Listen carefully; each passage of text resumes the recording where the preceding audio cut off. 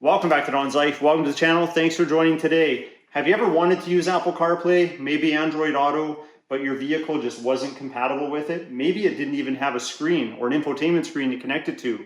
Well, don't worry, we have the portable solution now. One Car Stereo sent this over for me to review, and that's exactly what I'm going to do. Let's go.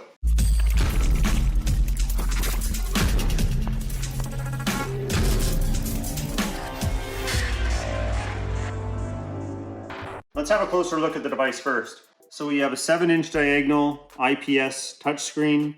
We have volume control right on the unit if you decide to use the built-in internal speaker. Plus you also have the home button there.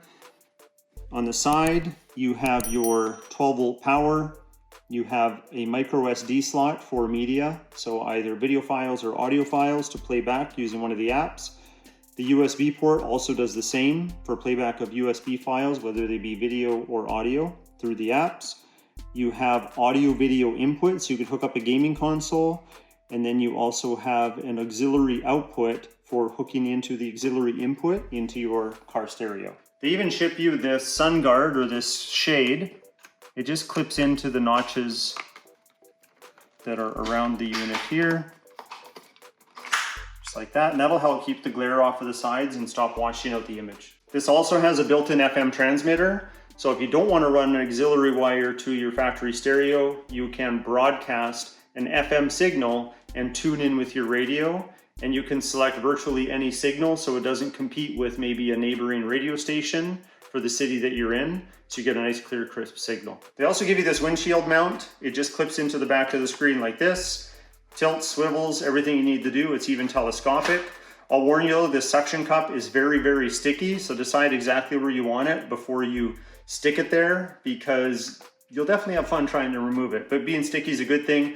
It's also quite sturdy. It didn't shake that much or vibrate, even on some very bumpy roads, and I took it out in my 4x4 truck, and it was fine. It was better than average, we'll put it that way. If you don't want to stick it to your windshield, they do give you a disc here that you could adhere to another surface a little more permanently. That'll give you a smooth spot to stick it to if you don't want to use your windshield. They include an auxiliary cable here. It's just a 3.5mm stereo cable, pretty run-of-the-mill.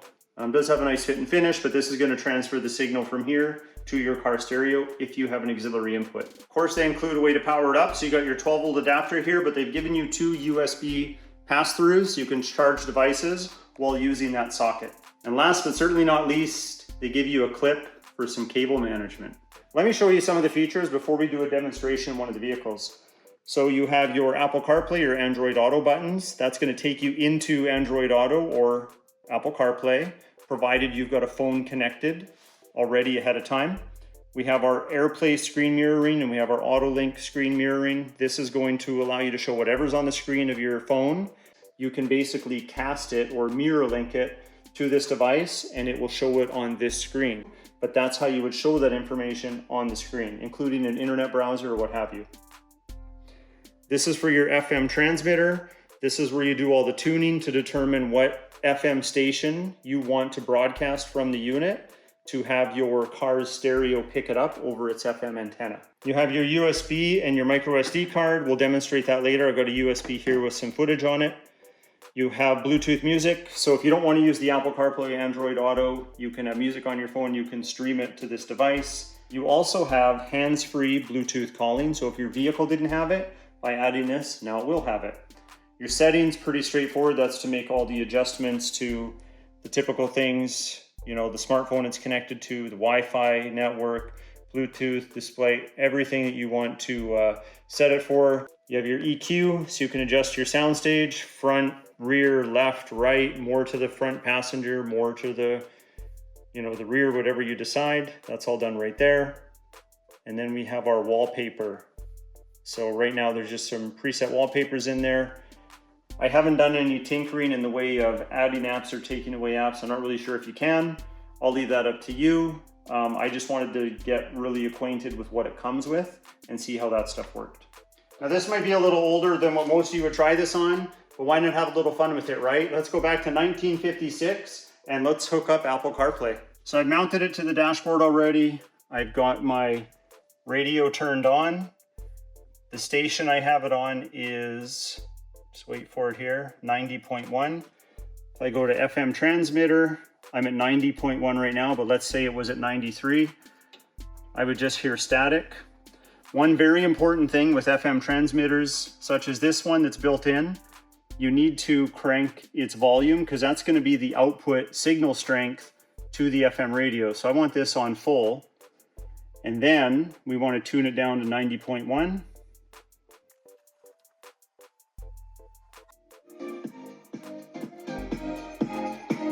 And right now that's music playing off of a phone. So this is a really old truck, so its speakers aren't necessarily the loudest, but you get the point. Now we're going to demonstrate some media being played off a USB drive. So we're going to click on USB. I've got a SpongeBob video already playing. Right now it's broadcasting over FM radio like this. We're going to change it to the internal speaker as if we didn't have a radio. So I'm just going to turn the radio off on the truck. And then we're going to turn the FM transmitter off, and that should turn on the built-in speaker. Everyone's a critic. I can't wait. You just think they're so cozy? It's actually pretty loud. That's what you call art. And you can also mute it by pushing the speaker icon. We're going to take the rest of the demonstration into a vehicle that's a little more mainstream, into that Chevy Cobalt over there. Now we're in more of a mainstream vehicle. This is a 2010 Chevy Cobalt. It does not have an infotainment screen, so we've installed our CarPlay device, and now we're going to do a few more demonstrations. So first, we just have the aux cable hooked up. You guys know what that would sound like. It's just going to be a little better than FM transmitter. But next, we are going to do the screen mirroring test. So let me show you what that looks like. We've got it screen mirrored, so it's going to look something like this. We're going to try YouTube quickly. So new. You gotta feel the plastic on. So there's YouTube for you. So satisfying.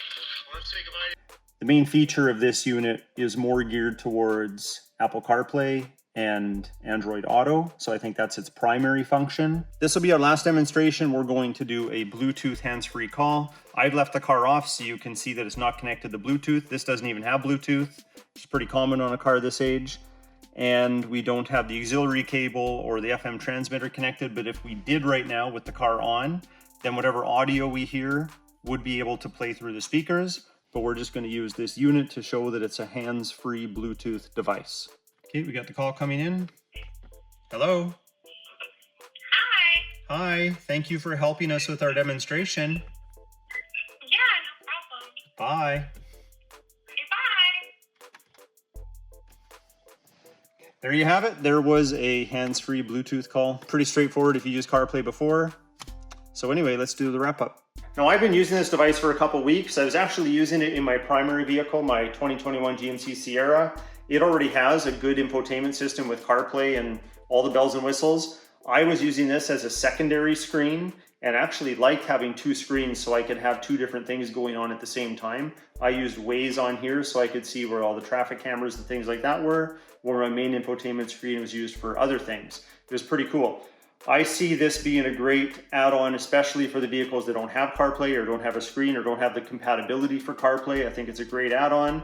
Also, you could get crazy and you could use it in the back seats and suction cup it to a side window, pivot the screen, and the people as passengers in the back seat could enjoy it as well. So overall, this device has many applications. I showed you a number of them. I'm sure you could dream up a few more, like hooking up a game console to it as an example. I'll leave a link in the description below to pick up this device from onecarstereo.com. But if you like today's review, hit that like button. Please consider subscribing. We'll talk to you next time.